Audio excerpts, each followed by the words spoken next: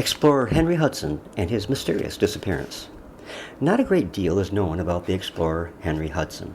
Even so, he left his mark on North America. Hudson Bay is named for him, as is the Hudson River. Hudson was an English explorer, and he lived in the early 1600s, a time when a man with a spirit of adventure could still make some amazing discoveries, and Hudson appears to have been just that sort of man. For all that he accomplished, there was not a whole lot to be known about him. We do know that Hudson made 4 voyages of exploration. He was convinced that he could reach Asia by sailing north from Europe around or possibly through North America. That route was called the Northwest Passage, and it would be the shortest route for traders and merchants to send goods from Europe to China. Hudson's first 2 voyages were financed by an English company, these having taken place in 1607 and 1608. The first voyage took him and his crew north, where they settled around Greenland and into the Arctic waters. In the second voyage, he sailed up the west coast of Norway. Both of these expeditions were doomed to fail as soon as way through the ice he encountered could not be found, and as such, he was forced to return to England.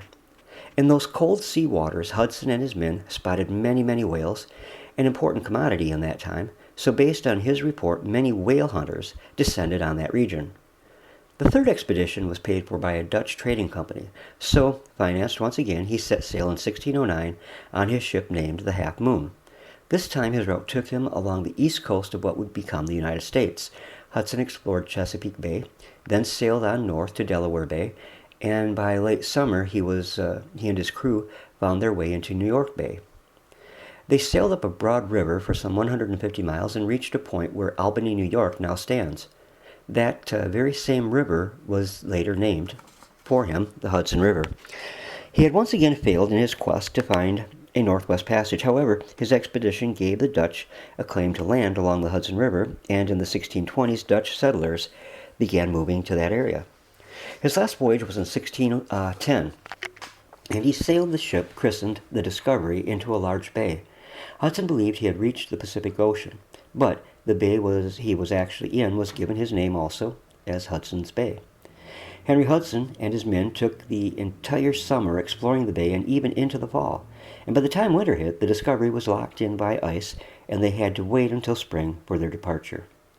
It was a hard winter, and when the spring came, many of Hudson's men were sick, they were starving, and they were angry. This was a disastrous trilogy. The men rebelled, and the mutiny took place. Henry Hudson, his son, and 7 other men were forced into a small boat and then set adrift.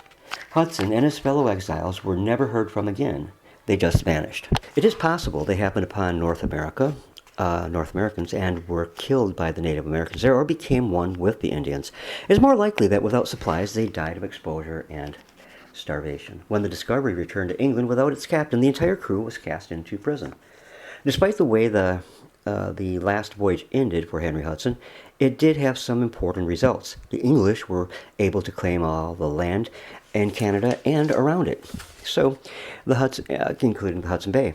A fur trade was begun that brought great wealth to many for a lot of years. And Hudson Bay is in northeast Canada and is one of the largest inland seas in the entire world. Well, thanks for stopping by and taking a listen. Hope you enjoyed. Please be sure to give us a thumbs up and subscribe.